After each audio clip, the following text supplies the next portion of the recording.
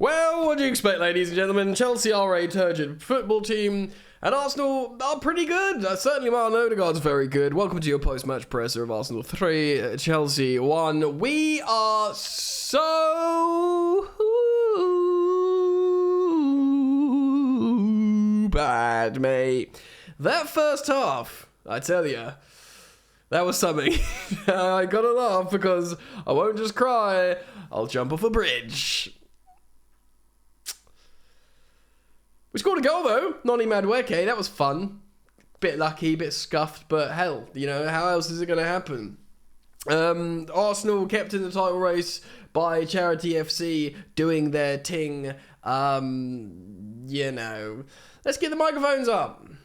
Headlines for tomorrow morning, press. Chelsea Football Club players don't know who each other are and can't speak the same language, let alone know where they're going to run on the pitch. There you go. There's your stern, sobering analysis of the state of play of Chelsea Football Club. Look, come on, man. Like, Arsenal are a team. They're very much a team. They have this psychological frailty sometimes, which they've demonstrated in recent games, that they can basically let things get to them. But they know how to play as a team. They are a team. And you know what, bro? At the very beginning of this game, like, they showed they had that bottling, you know, potential in their where they play. Like, both teams were like pranging out defensively and like performing poorly. Arsenal because they feel like probably they're bottling the league and they felt the pressure, and Chelsea because they're a terrible football team and don't know how to play the game. So this was like, you know, both sides here. And had we had some semblance of competence as a football team, we would maybe have taken advantage of that. But hey, we won the second half. No one's going to talk about that. It's going to be, oh, Chelsea is so bad. Oh, Arsenal won 3-1. But the truth is we won the second half. Of course, I'm joking. Look, we are going to talk a little bit about the performers, what's left for the season, and talk about the future. So consider leaving a like on this video to cheer up your old pal Jan. We're getting through it together. Hopefully. Barely. But we are getting through it together. Frank Lampard played a 4-3-3. And you know what, man? Look, you know, Arsenal went with their classic 4-3-3. Jorginho started over Partey. Partey's been poor recently, so that was probably the intelligent thing to do. But, you know, it was the normal Arteta 4-3-3, except they had some kid called Kiwoyo in defence.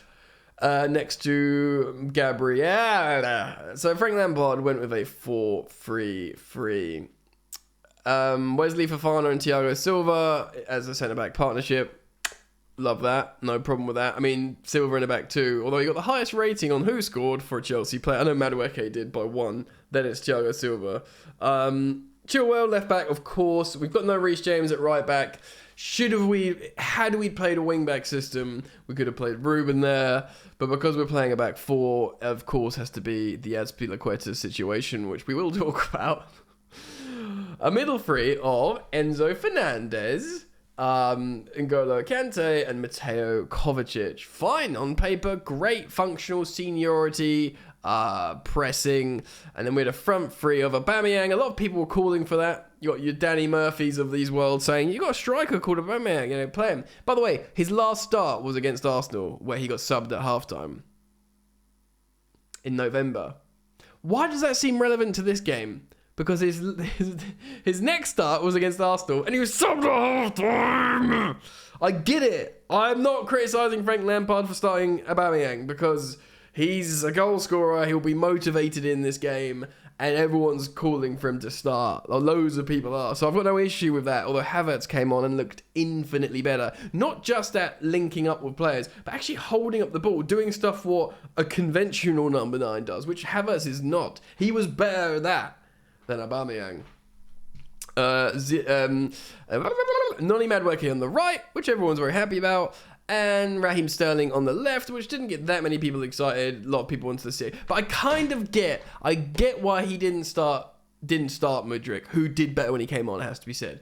But I get why he didn't start, because he knows the narrative around it. Mudryk's not been acclimatized to the Premier League, let alone this mess that is Chelsea at the moment. Starting him away at the Emirates with all the narrative of him nearly going to Arsenal. I get it. Like, I kind of get that. And he came on and did very well, I think, considering he said some geezer like shining a friggin' laser pen in his eye for half the time he was on the pitch. And then maybe in the opening, we're just poor. So the lineup, what I'm trying to say is, I will talk about the player performances and the subs and stuff, but the lineup's fine. The lineup's fine. You know, like in hindsight's 2020. You can go, oh, we should have played Datro Fofana as a striker. I mean, should we have? What's he doing? I mean, there's so many things to consider here. They scored 3 goals in the first half. And Odegaard brace, the exact same combination, Granit Xhaka to Odegaard. What a season Odegaard's having, by the way. Deserves, like... he was like a wonder kid at Real Madrid that never made it. No one knew what was going to happen to him. And then he eventually winds up at Arsenal. Doesn't really do well immediately, but he's just, what season he's having. Like, he is in definitely top 3 players of the season that are in running for the PFA. You'd have to say that friggin' baby-eating Nordic giant that scores all the goals. But maybe Odegaard behind him. I actually think De Bruyne is doing really well. I don't know how good his stats is, but I think he's playing really well. But Odegaard, man. And like, you know, I'm a Chelsea fan. I hate Arsenal, but you've got to be real sometimes. Gabriel Jesus gets a goal as well. So at half-time, we should be 5 down. I think Kepa makes a good save. Ramsdale makes one decent save against Chile, which is, you know, fair enough. I just like, I don't know, man. Like, anyway, so we bring Kai Havertz on. He does better than Pierre-Emerick Aubameyang. We do much better in this half than we did in the first half, but I'd argue we still didn't do as good as Arsenal, even though we scored. Kovacic assisting Madueke. A bit of a lucky goal. Madueke also found himself in a really, really good position later on from an Arsenal mistake. I mean, this is the thing, man. Arsenal made mistakes in this game. Not only the earlier stage when they were like clearly nervous, like, are we bottling the league? Are we going to lose to this absolutely terrible Chelsea side? Are we going to be... Do you know what I mean? There's clearly that like worry from Arsenal. But beyond that early wobble, they have these moments where they just do a turnover and they're really vulnerable and we're breaking like 4-on-2 and we screw it up every time. It's just a confidence thing. Like it's the juju, man. We always talk about it. I don't understand the friggin' juju. There's something like how I don't.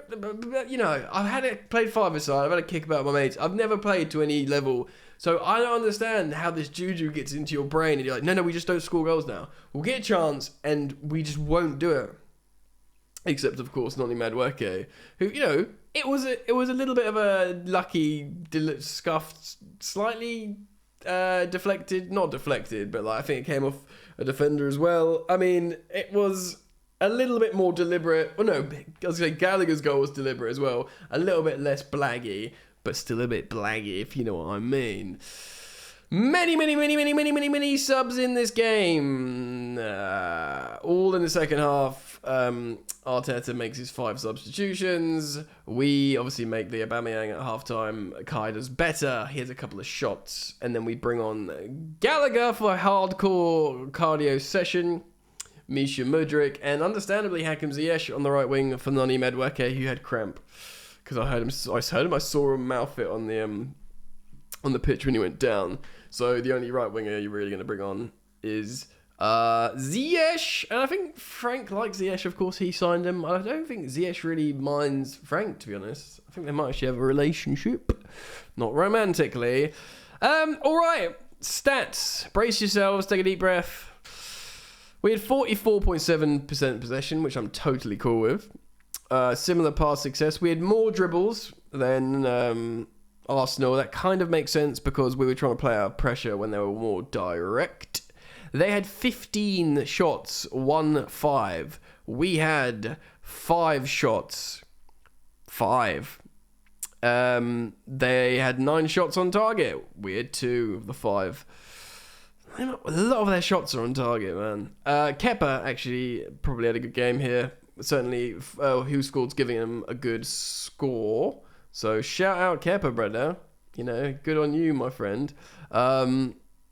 Yeah, I think, like I said, like Noni, very happy, got goals, clearly like a raw player in there. Is he going to be a part of a starting front three when Pochettino hopefully takes the Chelsea role? With the likes of Nkunku, if we do genuinely keep Joao Felix, you think Havertz has got a chance as Mudryk, is he going to be a part of the starting front three for Chelsea? I don't know. This is something we can investigate and talk along in the coming days, which is a very good reminder at this point that to tell you, do subscribe and turn on the bell, because I will be doing all updates on Pochettino, how he could set up Chelsea and the kind of style and play. We've done a video on it already, but we'll go into more detail and follow articles from The Athletic and such.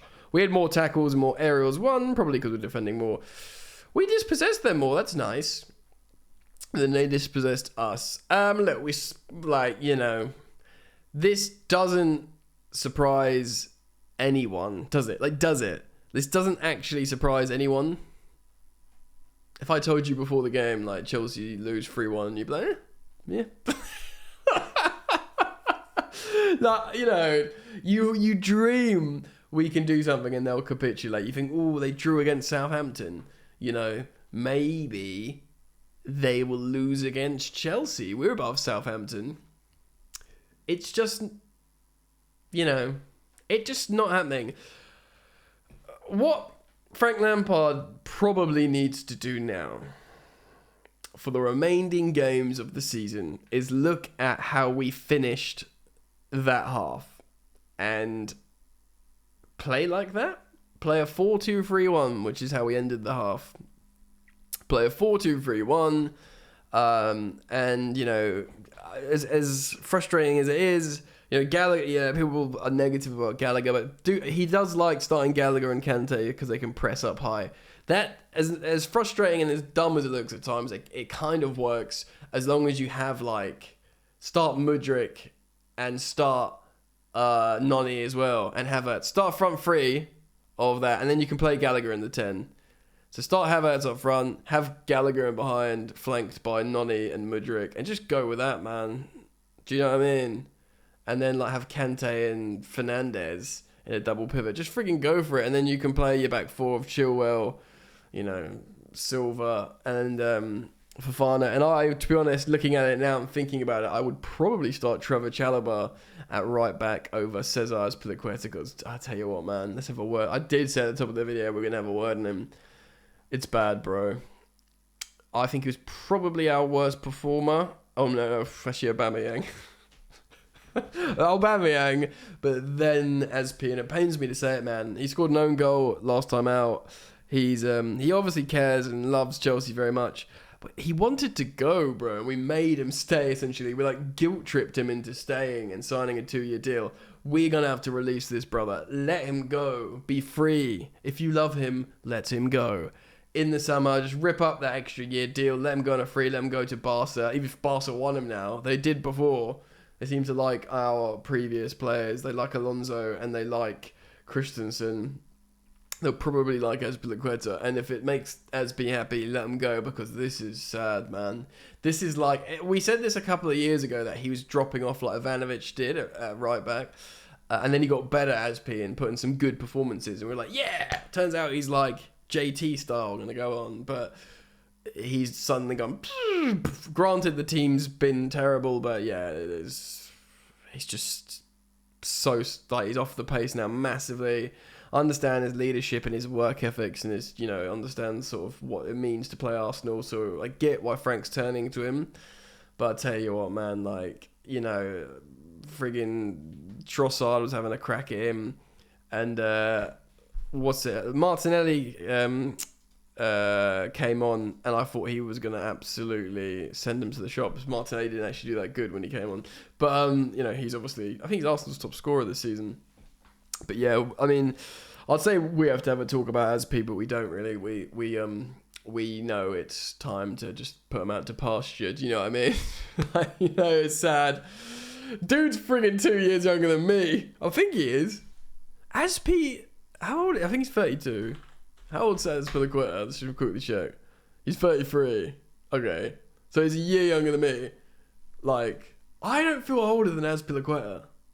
Maybe it's because I behave like a child.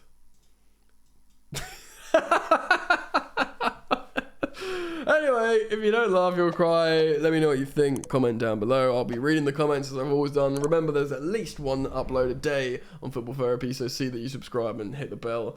It's going to be alright, boys and girls. Almost certainly. See you soon. Peace.